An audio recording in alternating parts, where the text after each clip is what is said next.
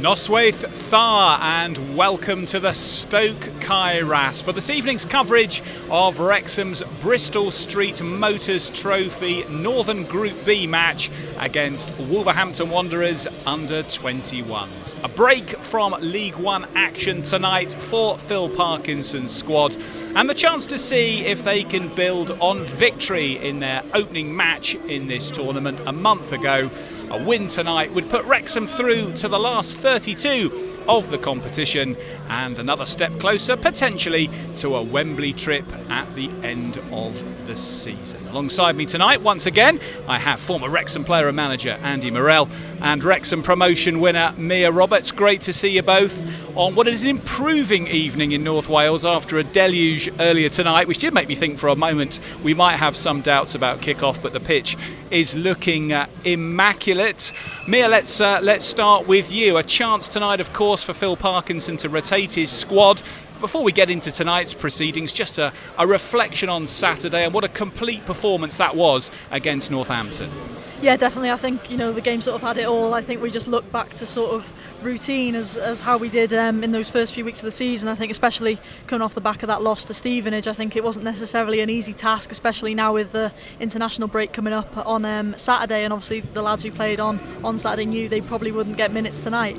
So it wasn't an easy game, but I thought everyone put a great account out for themselves, especially obviously Ryan Barnett. I think he's been sort of in the headlines Absolutely. For the last few days, and fully deserved as well. I thought he was amazing, but I think all 11 of the ones out there did their jobs and more.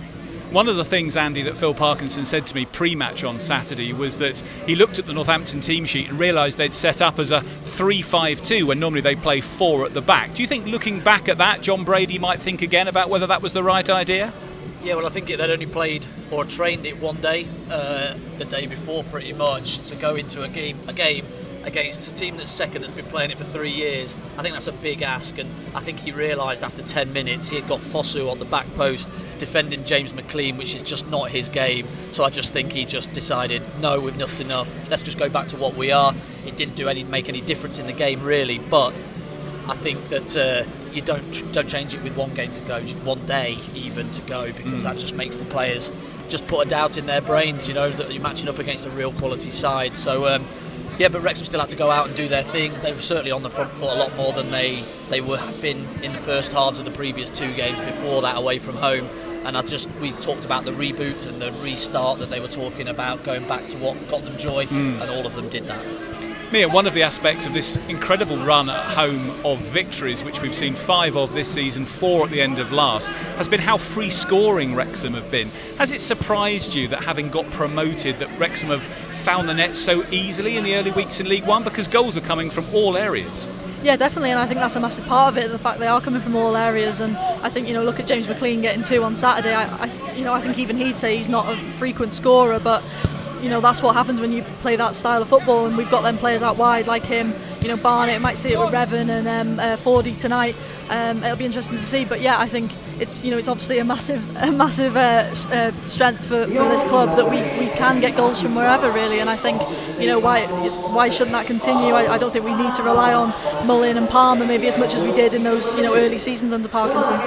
Well, let's have a look at who tonight will be given that responsibility of finding the back of the net for Phil Parkinson's side, because the Wrexham team is in for this evening's Bristol Street Motors Trophy game against Wolves under 21s, and unsurprisingly lots of different names from those who we saw on Saturday. So Callum Burton returns in goal. Arthur Okonkwo hasn't played the cup competition so far this season, and once again Burton gets his chance in this one tonight. Then a back 3, Lewis Brunt we expect to be in the middle of that back 3, Aaron James on the right of the 3, Will Boyle on the left. Then in midfield, James Jones will be anchoring, with Ollie Rathbone we anticipate on his left, Harry Ashfield on his right, and then the wing backs will be Anthony Ford on the right, Seb Revan on the left, and Paul Mullin, the skipper, will be up top with Mo Fal. And you can see on the substitute bench plenty of experience and League One starters ready and waiting if needed. Andy, your first thoughts on that 11 tonight? Yeah, it doesn't surprise me. I picked a team this morning that I thought might be it, and I think I put Dan Scarr in because he'd only played a couple of games in the first team. But Aaron James comes in for him, I think probably on the right side, like you said, and Brunt in the middle. Total freshness to the team, to the group, and I just think that it's a great opportunity to get minutes in the legs as one, and two, give them an opportunity to get back in this first team that they want to be in so desperately. Really looking forward to seeing the boy Harry Ashfield. Heard a lot of really good things about him in America in pre-season, and he got some. I spoke to Mark Howard about him. He says he's good, and he's got a chance. So really looking forward to seeing him play tonight. Well, Andy mentions Harry Ashfield there, and I had the chance a few minutes ago to catch up with manager Phil Parkinson to ask him about Ashfield and a few other dimensions about tonight's game. Phil, a break from League One action tonight with the Bristol Street Motors Trophy in town. What are your thoughts going into this one? Yeah, obviously won the first game, so a win tonight will see us into the knockout stages. So, obviously Wolves had a decent result themselves away at Port Vale. It was a good draw for them. We've watched that game and they played really well, as you'd expect. A lot of good technical players. But yeah, no, we're looking for a good workout tonight for our lads, and a lot of them need some more game time, and it's so important. We've got the break this weekend, and then when we come back, there's a run of games coming up. So it's an important night for us to create an intensity and get a real good workout tonight. What sort of difference will you expect to see from a Premier League under-21s team in terms of playing style and pace, perhaps, than we might be used to seeing in League One? Yeah, I think what we've seen of them, they look to play, but they'll go direct as well. They've got an experienced goalkeeper in the team who'll play in behind for the strikers and mix the game up, and they certainly did that against Port Vale. So we've got to be aware of that, and we've shown the lads a few clips that they're not just a team who's going to play in front of us. They'll look to threaten on the back of our back line, and we just got to be conscious of that. But equally, we've got to create that intensity, play quick, playing behind them when it's on to playing behind, put crosses in the box with quality, because they won't be used to that style of play. A lot of the games they play in their league are very much a possession based. Both teams have a lot of the ball in the middle of the pitch. We've got to look to control the game as much as we can, but like we did at the weekend, get it into wide areas and put quality in the box. As you mentioned, a number of changes tonight, as we expected from the League One team on Saturday. A few stand out. Harry Ashfield, perhaps one of them, who impressed when he came off the bench against Salford City, but gets a start tonight, and by the look of it, in midfield. Yes, Ashy's like number 8, can play as a number 10. Came on tour with us, did well, acquitted himself well when he got opportunities on the pitch, but more importantly in training, he held his own. He's continued that progress for the under-18 team and our reserves, and I generally feel he deserved the chance tonight to play, and we're looking forward to seeing him out there. He's a good lad, he's a local boy, and he's got talent, and it's a big night for him, but I'm sure he'll take it in his stride. And similarly, Aaron James getting a start in part of the back three. Yeah, Aaron's someone we think a lot of. We'd looked to get Aaron out on loan in the last window, and we couldn't find the right club for him, and that was a bit frustrating. He has been out training with a few clubs in the National League and the Conference North, so they can have a look at him in preparation for the January window. But equally, it's great to get him on the pitch because he trains so hard every single day. He's a good member of the group, and it's to give young players an opportunity here at the Stoke Kairas Stadium is fantastic, and it's great for them. And just finally, Phil, Paul Mullin starts tonight, captains the side. Just give us an update on how you think he's progressing. Yeah, Moses, needs some more minutes. We know that. And I said to him on, I think it was Friday, that if someone had said to us 10 games in, he'd be pain free and he'd have got a couple of starts under his belt, quite a few sub appearances, I think we'd have all taken that. And I think sometimes with Paul, with what he's done for us, there's that kind of thing to push him back in, to almost create this pressure on him to just click our fingers and he's going to just pick up where he's left off. He's had a serious operation, and I'm pleased that the back is better. He's feeling a lot better, and these 2 weeks since the weekend we're going to utilise really to work with Paul, get him up to speed. Part of that process is tonight. maybe a few days off towards the weekend as well to freshen him up as well. So yeah, I'm looking forward to seeing him out there tonight, and he needs a game along with Mo. Thanks very much, Phil. All the very best this evening. Thank you.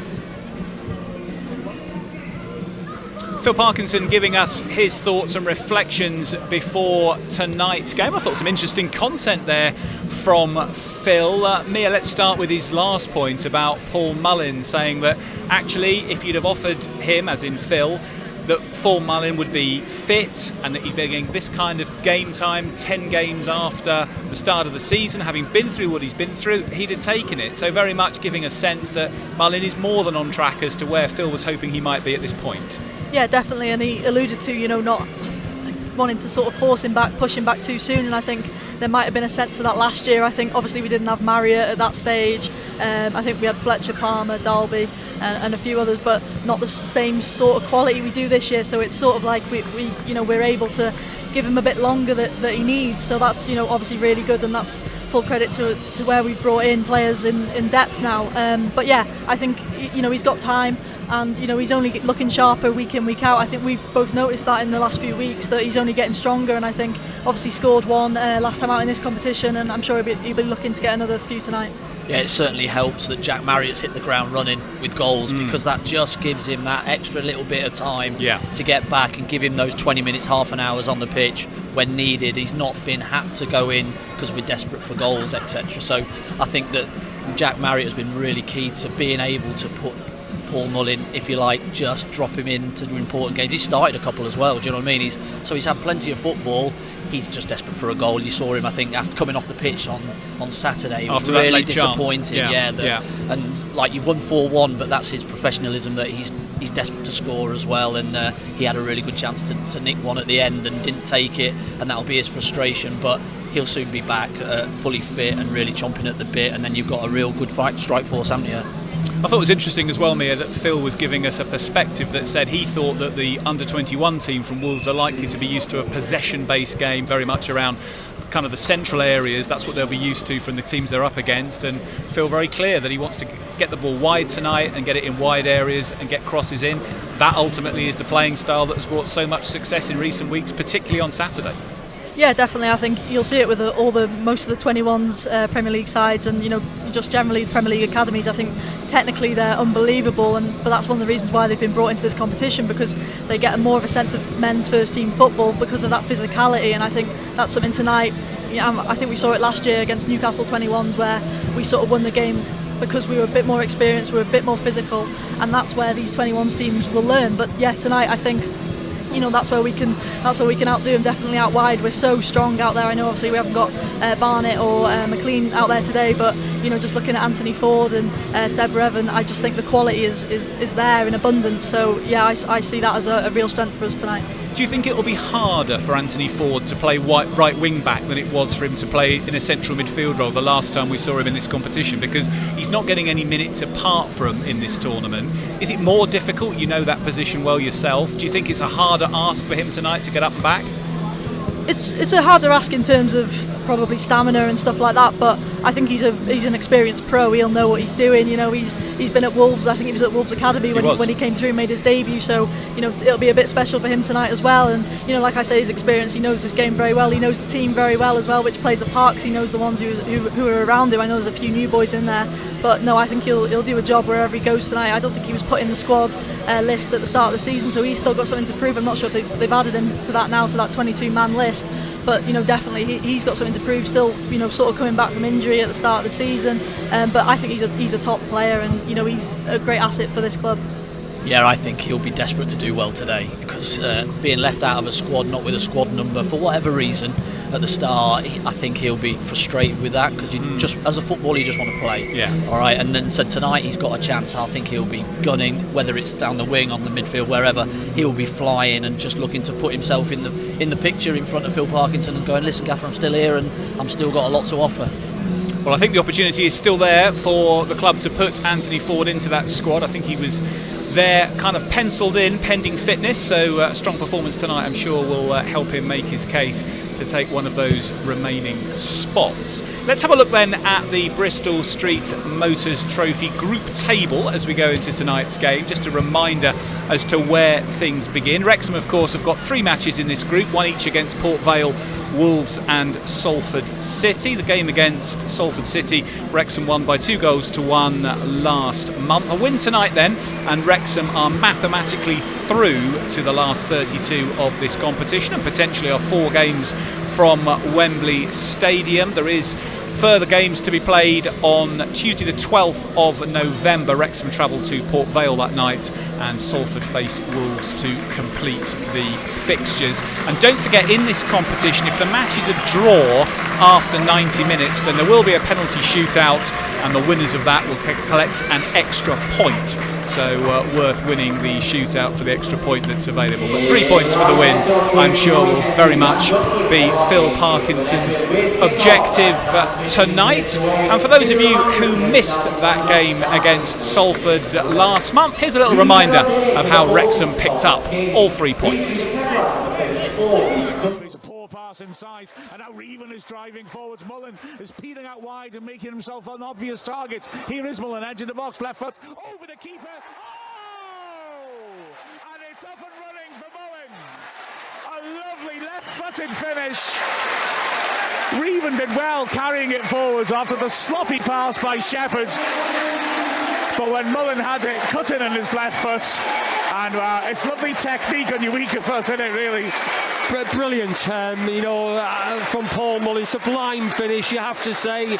Stretched by Reven, intercepts, but the ball drops kindly for Osterfield. Blunt hits a shot, and Burton does well to push it over the bar.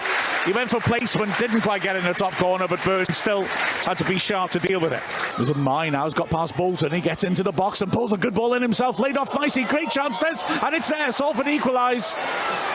It was laid off really neatly by Adeleken, and it was a fairly easy finish in the end for McElhaney to the cross, and that's not as good as usual, but only cleared as far as Bolton on the edge of the D, and he drives on the outside, beats it by, drives it across the face, and Mullen puts it over the bar. Reven eventually gets to go ahead, and he swings it to the far post. It's there, is it? Will Boyle heads it into the net. The keeper, Young, just got lost in the crowd, didn't he? And Boyle was virtually on the goal line, jumping and heading it home. But I tell you what, I thought of that free kick with Reven before. Oh, we got another one who's good on set pieces. That was great delivery, wasn't it? Yeah, really good corner into the box. And I mean, I don't think Boyle has to do much, to be fair. It's sort of on a plate for him. Will Boyle there causing problems at the end for Salford City. Initially credited with that goal, in the end it was put down as an own goal, but he's a totally different player, Mia, Will Boyle, to Tom O'Connor. One brings distribution and set piece, the other one a real threat in the box, and Will Boyle, I'm sure tonight, will be keen to provide exactly that from all the Wrexham set pieces. Yeah, definitely, totally different players, like you say, but no, he's a massive threat when he goes forward in that box. I think sort of like a bit of a magnet to that ball in many ways. I know we spoke about Max a lot in the last few weeks about when he's gone forward on set pieces and been so dangerous, but I feel like Will Boyle's a bit more of that physical presence, probably someone Max has learned a bit off in many ways, whether that's been in training in recent weeks or last months or whatever, but yeah, I think he's a real threat going forward and someone you can definitely aim for when you get those chances. Wolves with under-21s across the pitch, Andy, young players learning the game. Hopefully for some of them this is just the start of a career that could take them into the Premier League. Wolves of course struggling at the moment with just a point at the foot of the table, but they've picked an experienced goalkeeper tonight in Tom King. How important is that role, both vocally and organisationally, to have a more experienced player with so many youngsters out on the pitch in front of him? Yeah, I think it is that. It's exactly that. It's putting somebody behind those back three that are young and inexperienced, and trying to talk them through the game and help them with their positioning as they play. They'll always have good work ethic, they'll always have technically very good. It's just that positioning and knowing that the person behind them is solid behind them. And so a young kid, keeper wise as well, might just give them a few nerves that they don't really need at this level. And so having an experienced guy in goal who can talk them through the game and help them is so helpful to them all in their learning as well as the game situation. Ollie Rathbone gets a start tonight. Mia, he's had a few opportunities since he's arrived, but the Wrexham fans probably keen to see more of him, and he's got the opportunity tonight to really show what he's about. Yeah, definitely. Like you say, he's played a few games now, getting to know the boys around him more. I think, we talk about that middle of the park, it's such a difficult position. I think you look at someone like George Dobson, who's really just taken it in his stride, and that just goes to show the type of player he is. But, that's nothing on Ollie Rathbone. I think certain players take a bit longer, and that's, there's absolutely no issue with that, no problem with that. But, I think he's done well, but he'll definitely be wanting to hit, better heights and maybe add some assists, goals to his game, because I think that's something he's done before. But, I think it's clear he's working hard and wants to do well, so, he's got all the right aspects. Mia, Andy, thank you both very much for now. Andy Morell and Mia Roberts will be joining Mark Griffiths over on iFollow for full commentary on this game. So if you'd like to see it and you haven't yet sorted out your pass, head to wrexhamafc.co.uk/live and you can get your iFollow pass there. Mia and Andy will be back alongside me at half time as we review the first half. But before we get into tonight's proceedings, here's another opportunity to remind ourselves of the glorious day that was Saturday. He cuts inside, the shot's not on, but he switches nicely to Barnett, who has got his man isolated on the left, McCarron. He starts to go around the outside, little lollipop, swings to the far post, great ball, McLean nods in, and Wrexham take the lead. And well, we were talking a moment ago about Barnett's quality. They'll feel the quality on that cross. McLean couldn't have missed it if he tried, could he? Yeah, he doesn't need two goes at it, does he, Barney? Great cross, and that one, he had more time on the first one, and he's looked up and tried to pick somebody out. That one, he just shifts to his right, half a yard, and then just opens up that angle for it to put it in that corridor in between back three. Fosu signals with his left arm. Right-footed, sweeps it beyond the far post. It drops loose, great chance, and it's in. The ball is swept home, and well, it's come as a shock, but there you go, set pieces. They've got plenty of height in there, and the ball is swept in. I remember reading about how like ball boys in South America would be given pins to put in the ball if their team was winning and stuff like that. Happy days. It's Cannon racing across as he fouled McCarron. No, the chance for a break then. He feeds it forwards to Barnett. Wrexham players roaring up to his left. Barnett level the edge of the area. 2 men spare in the far post. Finds McLean. Feeds it back in. Yes! Wrexham take the lead again. Jack Marriott, he's such a sharp finisher. Lovely layoff by McLean. I thought he was going to go Hollywood finish, but he put a lovely cushion volley back in to the edge of the 6-yard box, and Marriott on the spin drilled it home. Great stuff from Wrexham.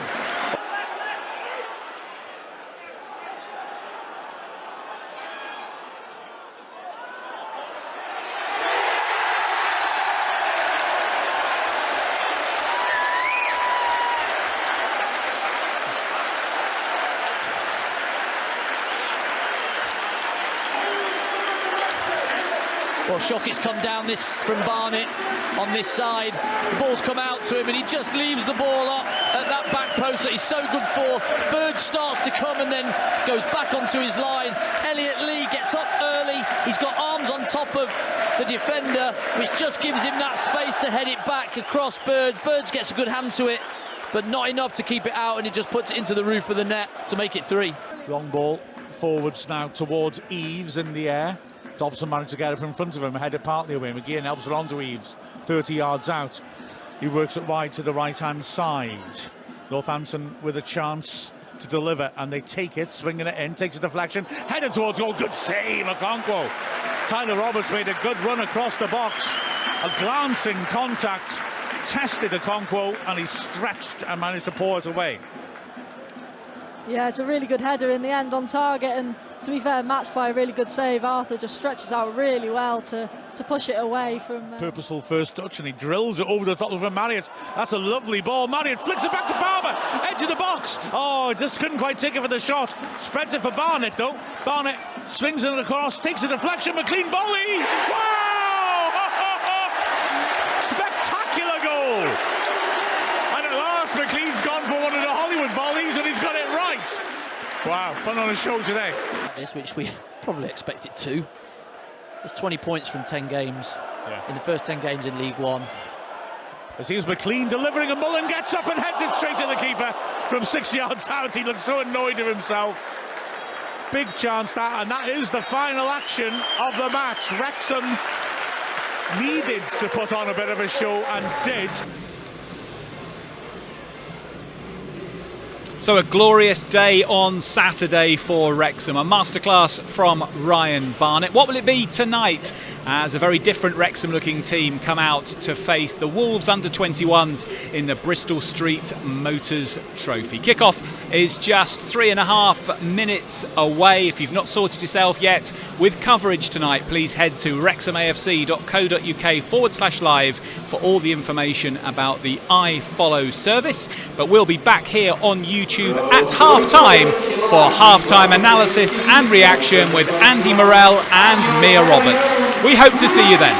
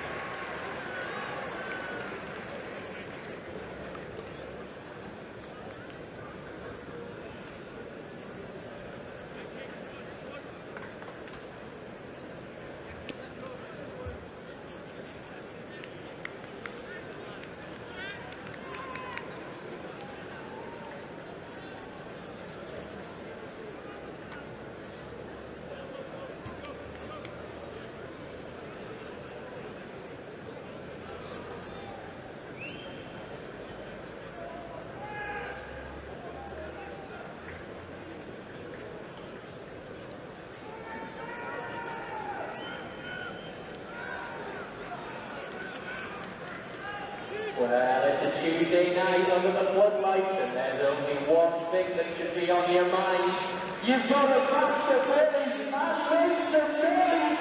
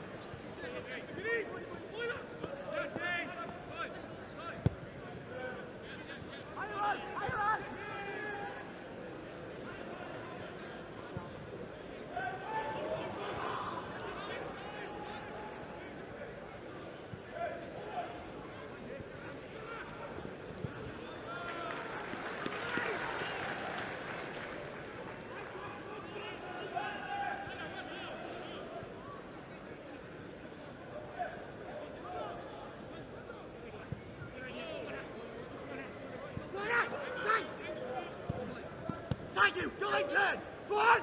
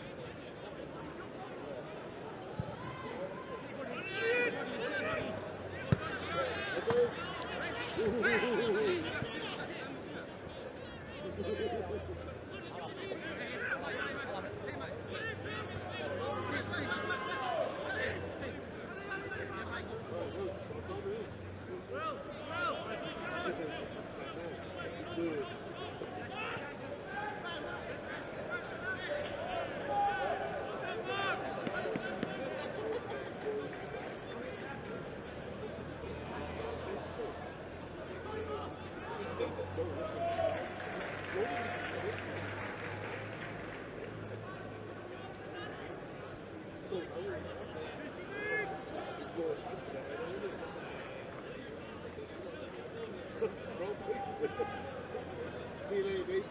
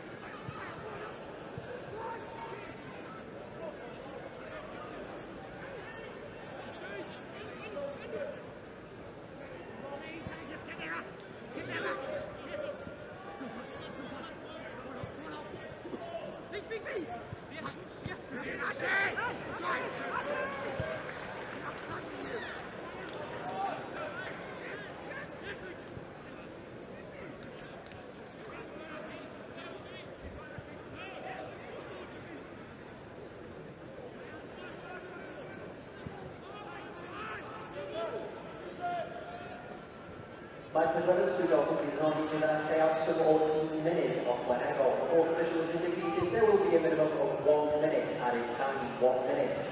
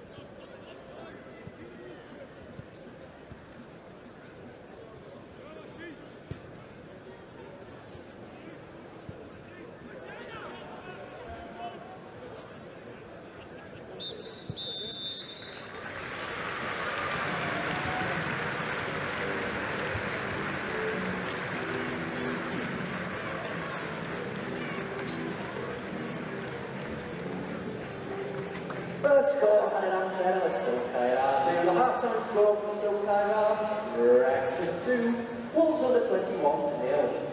Leave the game now. left on the still carried out. Ar y mae arnig ag o hydref yn erbyn Huddersfield. Gyda'r gig contact Huddersfield o. But remember the next home game here is still carried out on the 22nd of October when Huddersfield Town are visitors for our Sky Bet League 1 match, which will kick off at 3 p.m. Bydd Merched Wrexham yn chwarae at y still carried out on erbyn Bechtair Blue ar seithfed ar ag o hydref. Wrexham AFC Women's next home game is on October 27th when they face Town. Next match tickets will be available via our ticketing website.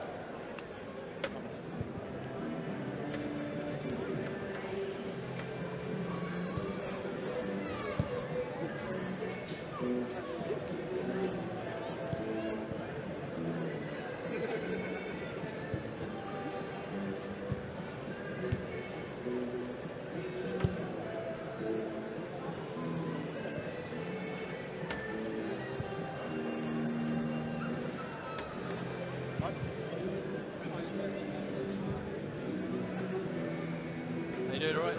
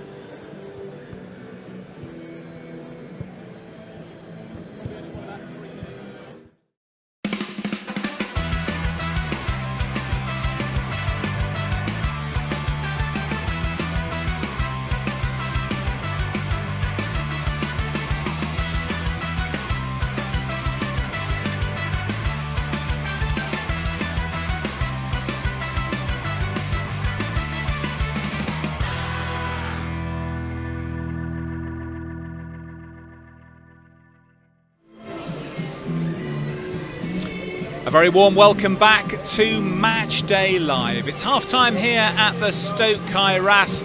Wrexham are leading the Wolves under-21s by 2-0 after a dominant first half performance. The goals coming first in the 21st minute, Lewis Brunt getting on the end of an Anthony Ford free kick to volley the ball home low past Tom King. And then Paul Mullin, who scored in the first match in this competition for Wrexham last month, doing it again tonight. Again Ford the provider with a ball over the top and Mullin with a lob over the keeper for 2-0. In truth, Wolves have struggled to ask too many questions of the Wrexham defence. Callum Burton in goal for the home side has largely been a spectator. Mia and Andy are back with me, having been on comms in the first half. Mia, who's caught your eye for Wrexham? Listen, I thought Lewis Brunt has done well. I think he gets up so well to win those balls over the top when he has been tested. But Ollie Rathbone, for me, I think he's been the real standout that first half. I think in that central position, a bit different to what we've seen him in recent weeks when he's gone out to that right-hand side of maybe George Dobson or whoever's been in that centre of the park. But I think he's worked really hard, but also the intensity's been there. I think whenever the ball's gone out on a dead ball, he's been quick to try and get it back in play, and I think that's something Phil Parkinson will be delighted to see. Andy, talk us through your thoughts on the forward line tonight. Mo Faal alongside Paul Mullin. Yeah, he's played it slightly differently. I think Mo Faal's looking to drop in and get it to feet and try and link in play, whereas Mullin's the one on the shoulder. He loves to do that, and I think he's been very, very bright. Mo Faal, a couple of little poor touches, if you like, but some really good stuff in there. I just would like to see him getting in that box a little bit quicker when the ball goes out wide. We know how good our wing backs are at putting the ball in the box. You know it's coming in, so get yourself in between the posts and a little bit of movement and try and get on the end of one of these, because the best thing to do is to just get yourself a goal for that confidence, and I think he just needs to get in there a little bit earlier. Talking of wing backs there, Andy, we said tonight it was going to be quite hard for Anthony Ford to get up and back, but he's had a hand in both goals with both assists, and on this left-hand side, Seb Revens looked full of confidence. Yeah, well, I think Anthony Ford will be delighted with his first half performance, because he set up 2 goals, a really good diagonal ball for Paul Mullin. He just saw him really early. Great run by Paul Mullin, and he's in, and a really nice, tidy, tight finish. And then on the first one, his set piece right in that corridor between centre halves and goalkeeper, really difficult to mark, and all Brunt needs to do is just get a foot on it and put it in the back of the net. So I think he'll be delighted, and like you say, Revan, really bright driving runs in through defenders, and then a good final ball on his piece. So both wing backs, we've got them in abundance, haven't we? Not short of them. Yeah. No, and it's, you know, a lot of our play is coming, our creativity is coming from those wide areas, and Phil spoke about it on Saturday, didn't he? That a lot of our joy is coming from wing back to wing back. So like, can we get more of that? And we've got 4 of them, you know, vying for 2 spots. And just briefly, Mia, Harry Ashfield and Aaron James, how would you sum up the 2 youngsters' performances in the opening half? Yeah, I think the best way to put it is they haven't looked out of place. You know, they look experienced, and you know, for 2 lads who haven't played much senior football, Harry Ashfield obviously not much at all. I think that's, you know, the biggest testament you can give them. And yeah, I think I'd simply say that they haven't looked out of place at all, and both working really hard and seem to be enjoying it as well. Wrexham leading then by 2-0 at half-time. If it's a home win tonight, then Wrexham qualify for the last 32 of this competition. The final rubber against Port Vale in November will be purely academic, and that will be a nice position for everyone to be in going into that game, as Wrexham potentially stand on the cusp of a last 32 opportunity in this competition. Now, for those of you who were joining Matchday Live with us on Saturday, you will have seen a feature on the Kick for Life Football Club from Lesotho, and heard a little bit about the relationship that Wrexham have developed with that team. Well, tonight we've got an opportunity to learn a little bit more all about that, because I've had the chance to catch up with their country director, Motlatsi Nklankla, who is heading up that organisation. And I started by asking him how this connection between Wrexham and Lesotho first came about. The relationship between the 2 organisations was actually a fortuitous meeting between our co-founder, Steve Fleming, and Sean of Wrexham when they met at Qatar in 2022, and of course they started to talk about what they were there for and what entities they work for. And so Sean explained, of course, what Wrexham AFC is about, and Steve Fleming also explained what Kick for Life was about, and they decided to really give it a go in terms of partnership as an extension of the Wales to Lesotho link, but this time approaching it from a football club perspective. And so this is how the relationship was born. The relationship, of course, was really looking at how Wrexham AFC is using football, you know, to really, you know, support development of this community. How the team is actually part of the community, is really well knitted in the community, and of course this aligns with what we do at Lesotho, because Kick for Life is a football club exclusively for social change. So this is where, you know, we found common ground and realized that we could really work together. There are some things that we could learn from Wrexham, and some things that Wrexham can learn, you know, from us, which could actually help, you know, the people that live in respective communities. And talk to us a little bit about Lesotho as a country and what the opportunities for social change are. Yeah, Lesotho is, you know, a small country situated right in the middle of South Africa, and it's a beautiful country. It's very small, very beautiful terrain, but, you know, it also has, like, you know, a number of challenges that really affect a lot of people, especially young people. And so some of the challenges we are facing, you know, emanate from the high HIV prevalence, which is 25%, which means 1 in 4 people you meet, you know, is infected. And then, of course, this results in huge numbers of orphanhood and low life expectancy. And then they create, you know, all sorts of challenges that really take away opportunities for young people to fully develop. So there are scarce economic opportunities, and so this is where Kick for Life came in. We realized after our founding in 2005 that we could actually use football to try to address some of those challenges by basically creating opportunities for young people to really help themselves. So what we do is we deliver Football for Good programs that address, you know, gender inequalities, nutrition issues, drug abuse and misuse, gender-based violence. You know, we also develop entrepreneurship and employability skills and other life skills that can really help somebody really develop. So the opportunities, you know, the challenges are immense in the country, and so Kick for Life is coming in to really try to create opportunities that change, you know, life situations. And we've been successful to really change many lives. I mean, we're talking about people that we have supported with education through our 3-pillar program called the Academy, which focuses on football coaching, academic tutoring and character development. different, sessions whereby in Lesotho we offer them scholarships to go to high school and then proceed to vocational training. And those that are super talented, we've been able to source athletic scholarships for them, to go abroad, particularly in North America, where we have been able to send close to 15 now to USA and Canada. We have 7 who are currently active, and they go there on full academic scholarships, and they're able to pursue studies in whatever course they want while playing for that particular school, football wise. And in Lesotho we do traineeships, for those that are not able to go out. We do traineeships whereby they can actually be trained, to gain skills or work experiences within our social enterprises, which will be the Hokahanya Inn and Conference Center, as well as the Number 7 restaurant. And then of course this makes them more employable, and then of course we can graduate them either into employment right at Kick for Life or elsewhere in Masari, and then bring in more people to come into that system. Wow. Yes. Yeah. Goodness me, some really powerful dividends and some real progress you're able to offer people with opportunities there. And how has this week that you've spent in the environs of Wrexham helped you, Motlatsi, in continuing your relationship with the club here, and also your thinking about where you might take your work with Kick for Life further forward back home? First of all, I have to say it's been absolutely wonderful. I mean, from day one, which was Tuesday when we got here, the weather was really on our side. It was bright and beautiful, and then of course the people are in their positive mood. But I'll have to say it is the discussions and the activities that we participated in that actually have left an impression on me. We had a meeting, like stakeholder meeting with the University of Wrexham, where we were discussing what kind of things we could do together. And generally, as the country director of Kick for Life, and I'm used to going to meetings where I have to explain very long what you do, and then it's a struggle for someone to really buy into it.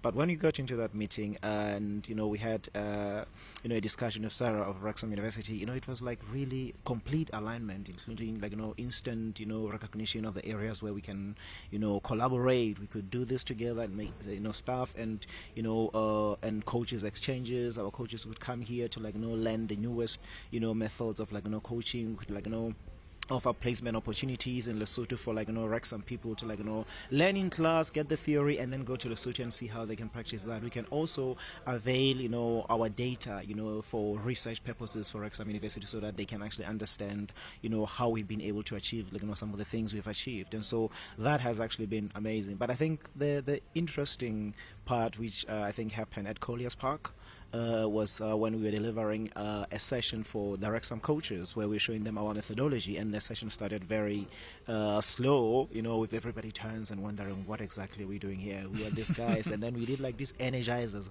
our Kick for Life style, and then within 15 minutes everybody was laughing and really enjoying themselves. And when they walked away from that session, they had learned HIV, AIDS, education, how to understand how it is transmitted, and how to take care of one another, how to take your medication, everything. And that was a demonstration of how we really deliver health education to young people, to say we make it fun, we create a safe space where there's laughter, there's participation, and then there's memory. You walk away with some memorable statements which are key messages. And so those have actually been some of the memorable things for me. And then there was Venture Park. We went to Venture Park, where we went to see a center for people that are less privileged, at least by UK standards. And I think for me, because I'm here with our team, which includes 2 players that are also trainees and life skills coaches at Kick for Life, plus 2 staff, it was very good for me to demonstrate and say, you see, this is a less privileged community in the UK, but if you compare this standard and where we are from, you could say they're actually well off. But then I'm saying now we need to understand that they have issues as well. It's just their level is different from our level, and maybe when we go back, we can also go and really try to reflect on this and see what we are taking for granted and what we can actually improve on. And I think it made an indelible impression to some of them, who actually felt, I think I need to go and reconsider what my goals will be about. Well, Motlatsi, it sounds like with all the best relationships, there's been a tremendously mutual beneficial aspect to your week that has occurred here, with good value for both sides. And so we look forward to keeping in touch with you, and hopefully in the future to hear more about how the partnership between Kick for Life in Lesotho and Wrexham Football Club continues to develop. But thank you so much for joining us. Oh, you're welcome. Thank you. Kick for Life Country Director Motlatsi Nklankla giving me his thoughts on this developing relationship between Wrexham and Kick for Life in Lesotho. And keep your eyes peeled across all the club's social media channels in the coming months as we continue to develop that relationship with our friends in Southern Africa. As you can see behind me, the players are heading out for the second half. Wrexham leading the Wolves under-21s by 2-0 at half-time. A very happy 18th birthday as well to Connor Harrison. Congratulations, Connor. Hope you're having a great day, one which is hopefully going to be improved by a Wrexham win in around 45 minutes' time. Please rejoin us then here on Matchday Live. We'll be back on YouTube. See you then.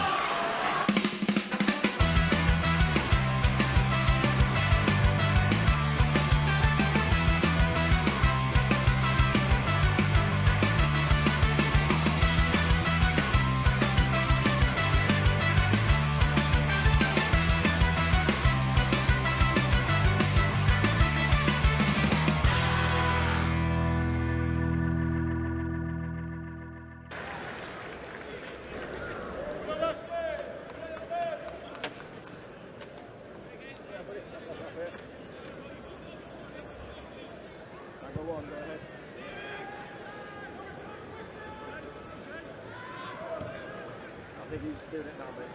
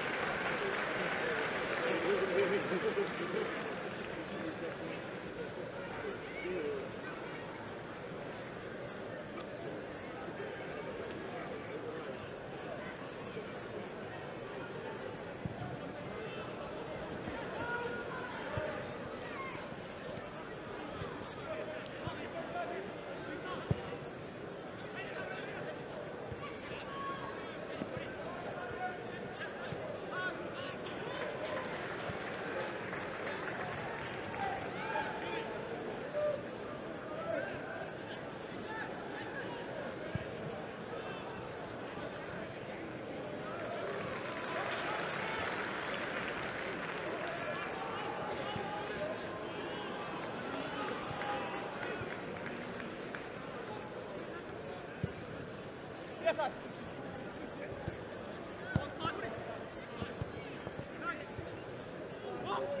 get it, JJ! Get it, JJ!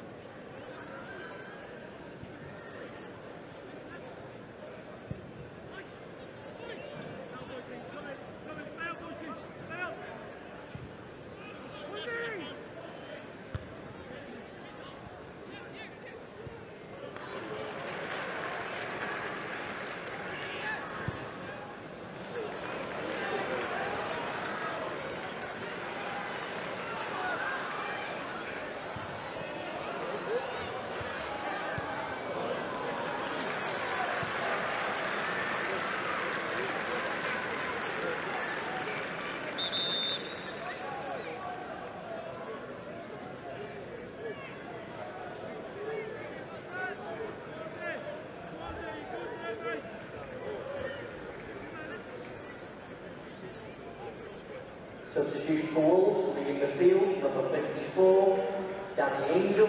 He's being replaced by number 52, Fletcher Holman. Leaving the field, number 76, Katie Boyce. He's being replaced by number 57, Temple Oneka.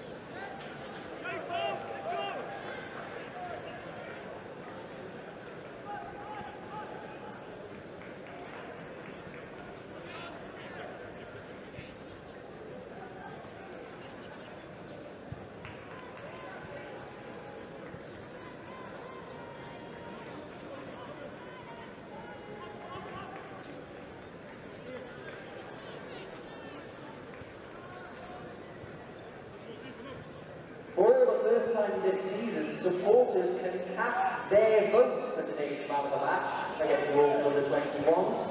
You have until the 85th minute to visit the club website and make your selection.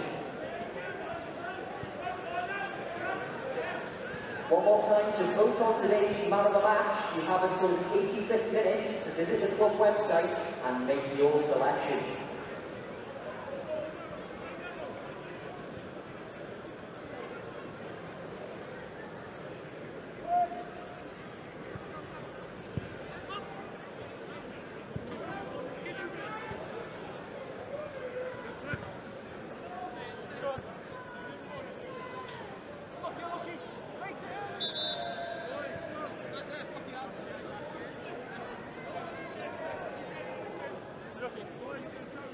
Substitution for Wolves, leaving the field, number 45, Ty Barnett.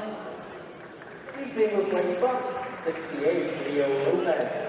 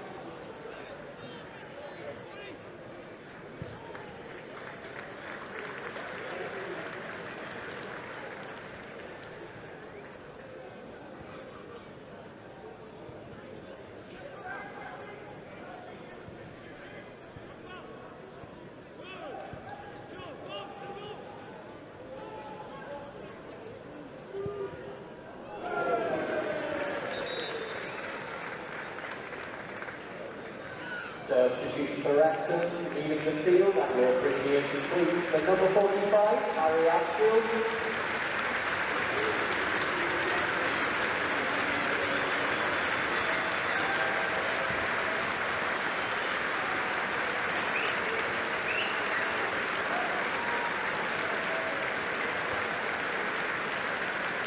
He's being replaced by number 15, George Johnson.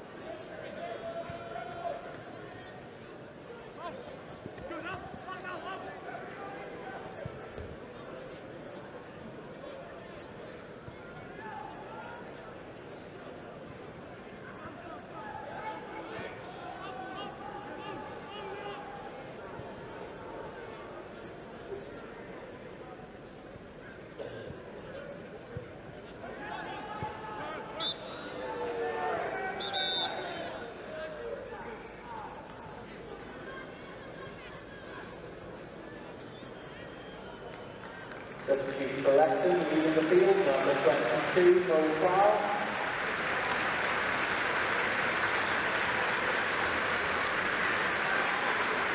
He's being replaced by number 26.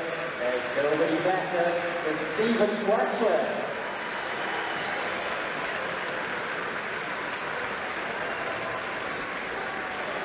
And leaving the field, number 10, Paul Mullin. He's been replaced by number 11, Jack Marriott.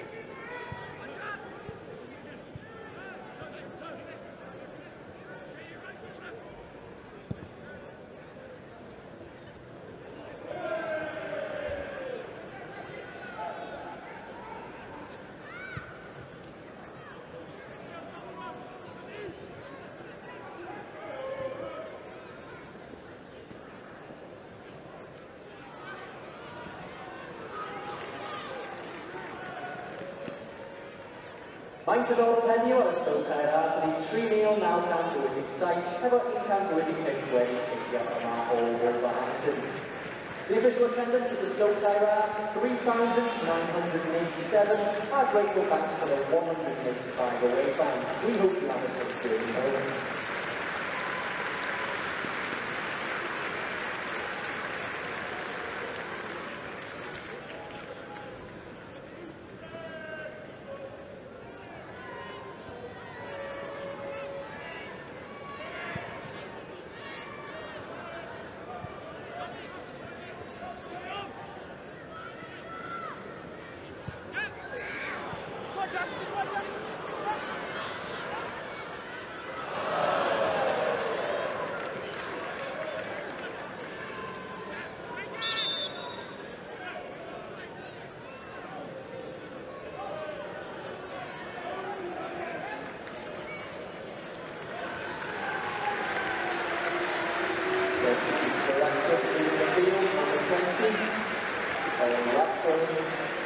He's made us went by number 7, James McLean.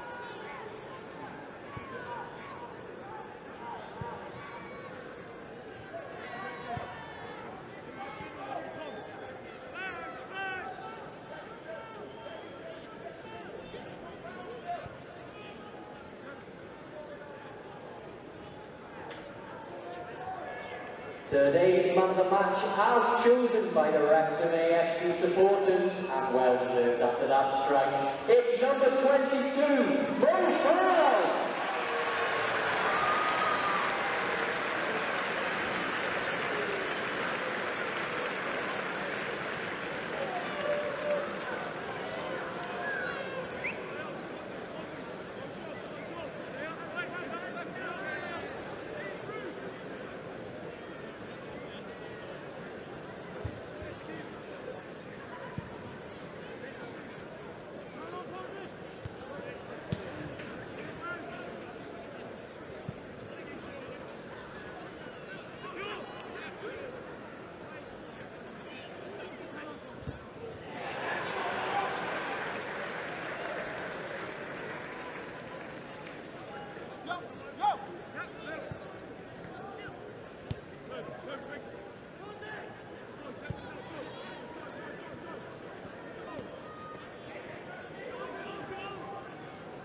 Mae'r dylai'r swyddog wedi nodi gyda lleiafswm o 4 munud o chwarae on. The fourth official has indicated there will be a minimum of 4 minutes added time.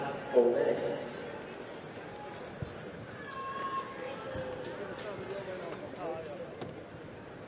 Just go past him, yeah. By that little bag there, mate.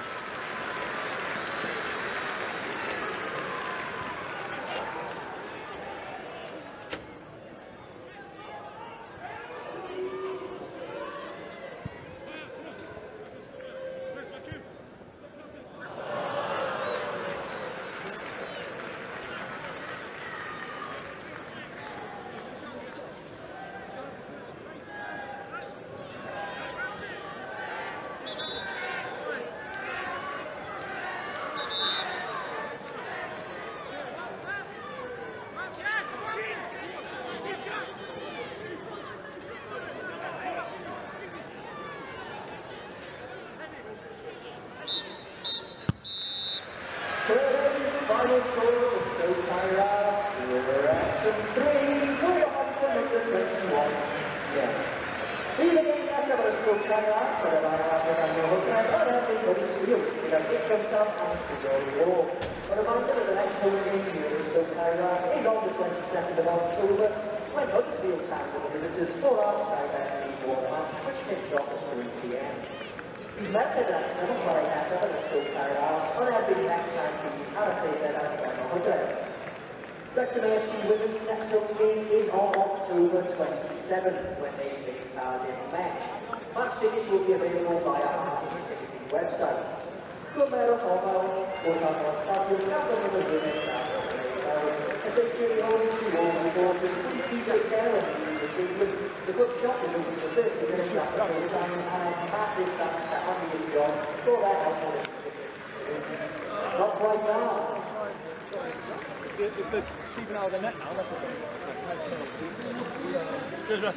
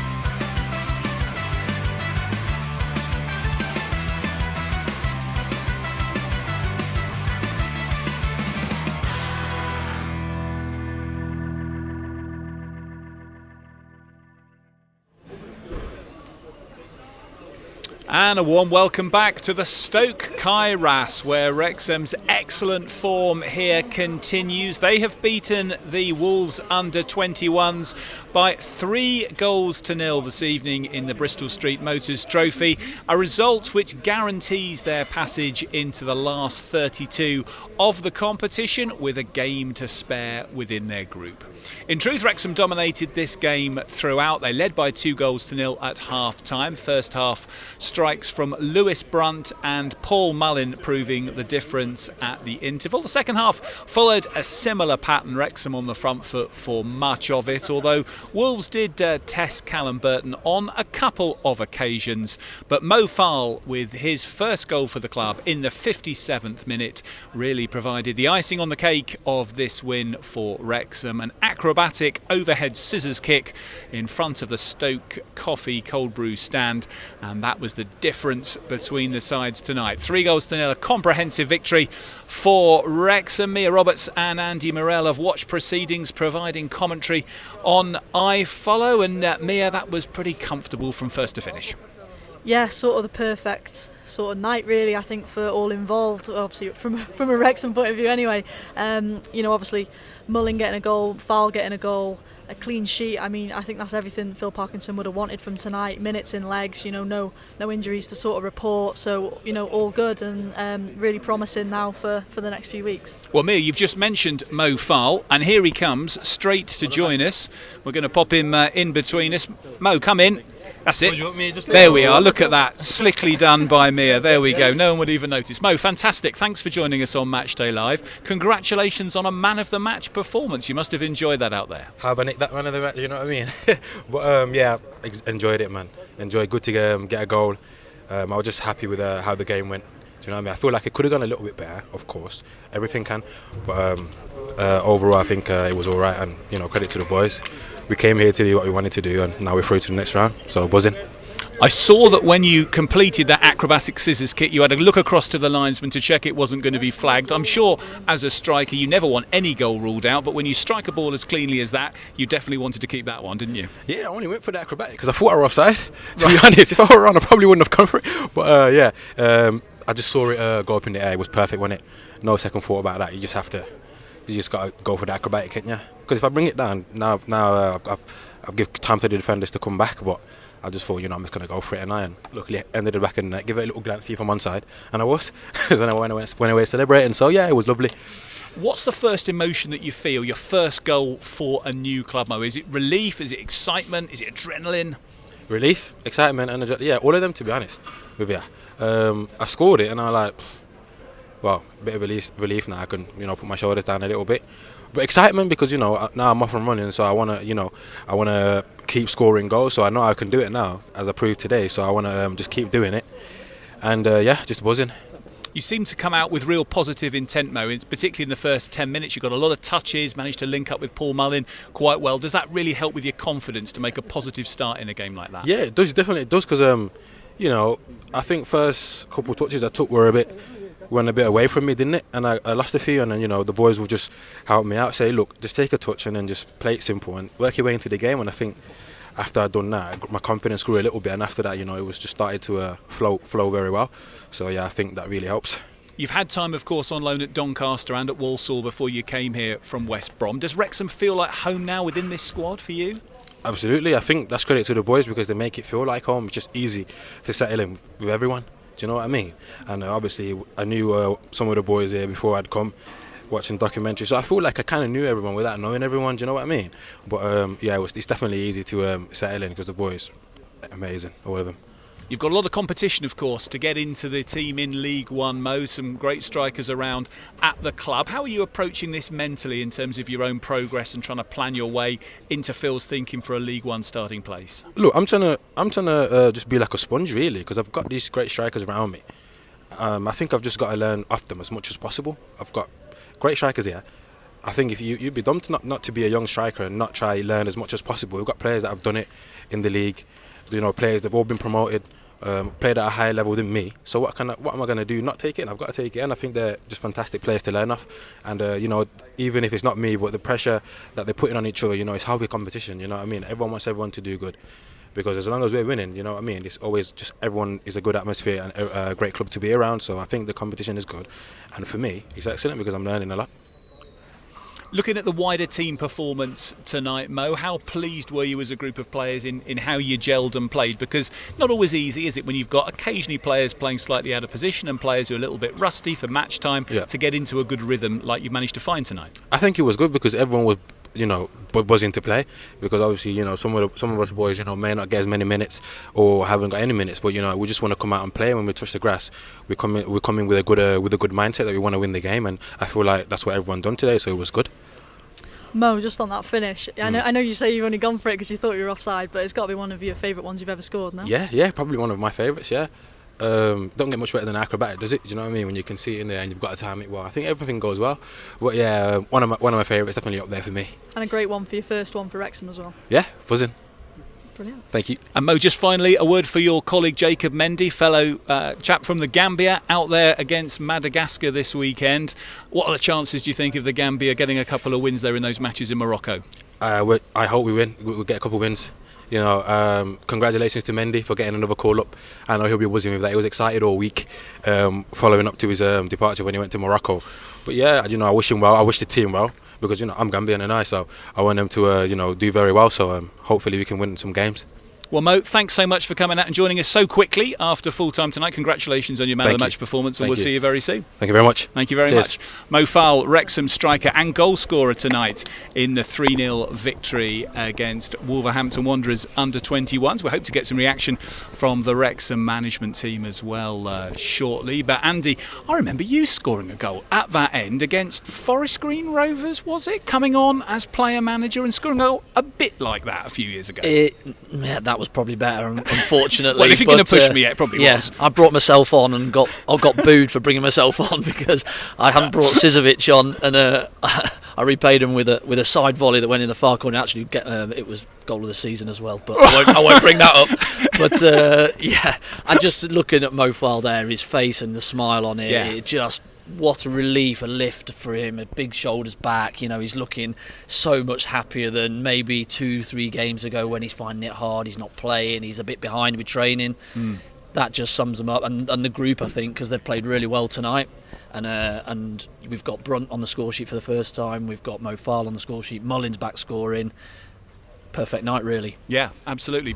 Assessment on Paul Mullin over his time, because he played for 83 minutes, Mia, so we got almost through the 90. Yeah, we thought he might do the full 90 tonight, obviously with there being no game Saturday. But decision to maybe get a few more minutes for Jack Marriott and Stephen Fletcher as well, I guess. But no, I think he'll be really happy. Obviously, another goal under his belt and more minutes, and that's all we're sort of pushing for at the moment, I think, with him. And I thought again, a really good performance, one that he'll be really happy with.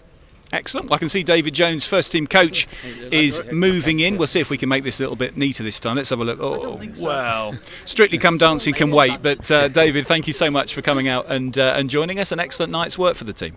Yeah, it was. Obviously a lot of changes. Good for everybody to get some minutes, and it was a really good performance to get a clean sheet and to score goals. Exactly what we wanted from the evening, really.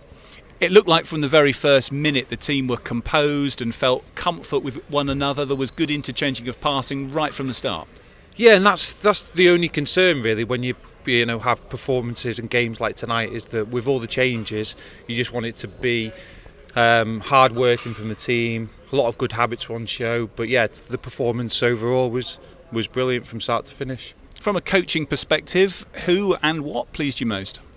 Obviously the work rate, but the performances, some individuals as well. Everybody to get the good fitness in. So yeah, to keep the clean sheet as well. Everybody did their job, and it was a really good performance.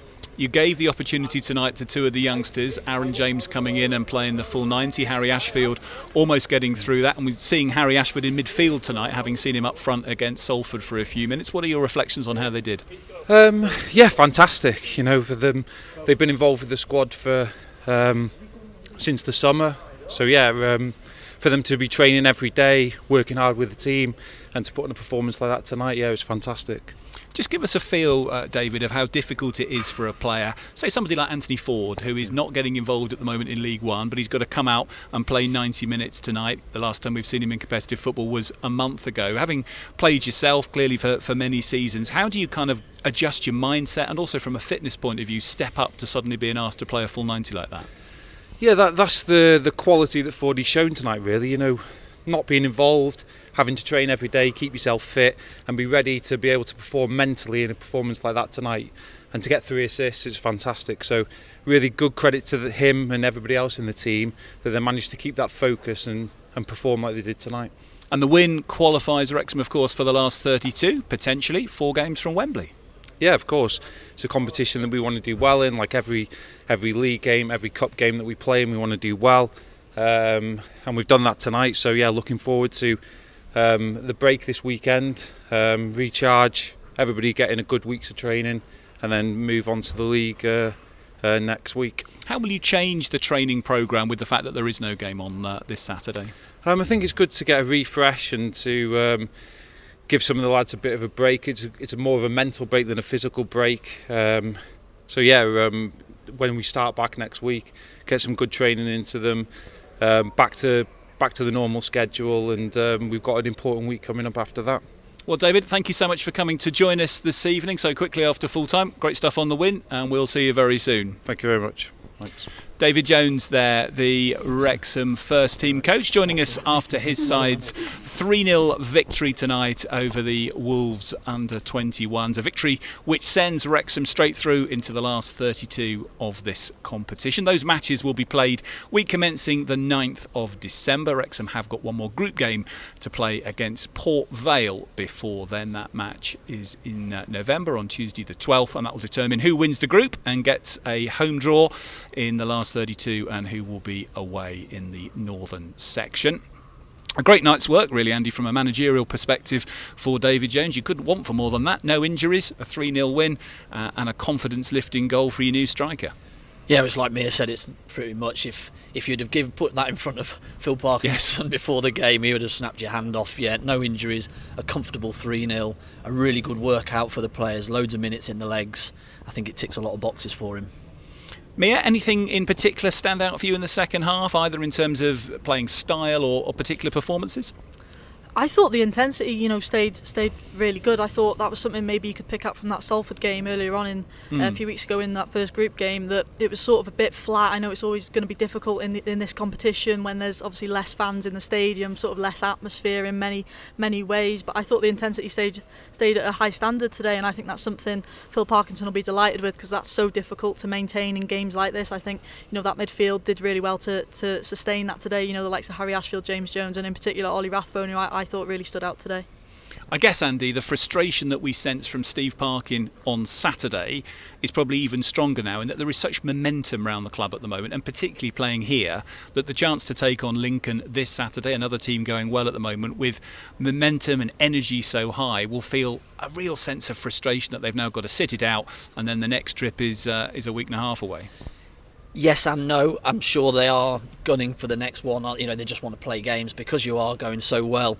You want to just play the next week. But also, I think you look at the group, you can go, right, well, we could get them a couple, 2, 3, maybe 3 days off in a row. They can spend a bit of time away from the club because they're probably all involved in it. Go and have 3 days away and then come back Monday really refreshed. Got 2 good days training, a day off, 2 days lead into the game.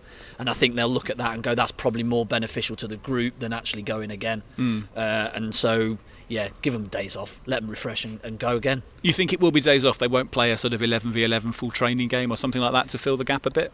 I don't think so. I think they may do that at the early on when they come back in, or just before they leave for the 3 days. But I would definitely just get them all away for 3 days. All of them, just go away, go and spend some time with your family, enjoy yourself. Don't think about football. And then come back Monday completely refreshed. But that Monday, Tuesday, they're going to be tough days on the training ground because we're leading into a game at the end of the week. Next up, Mia, will be Rotherham away a week on Saturday. Anyone who played tonight, do you think, given Phil Parkinson a bit more of a selection headache ahead of that one? I'd probably say Ollie Rathbone. I think obviously now with you've lost George Evans in that middle of the park. I think he was maybe coming back into that role, but I think he's definitely done himself no harm tonight. And I think a number of them have. Obviously Paul Mullin getting another goal, that can't help that will only help his chances. So yeah, he'll be going forward now definitely pushing to get back into that 11 and sustain his position. Andy, Mia, thank you very much again for joining us tonight on Matchday Live.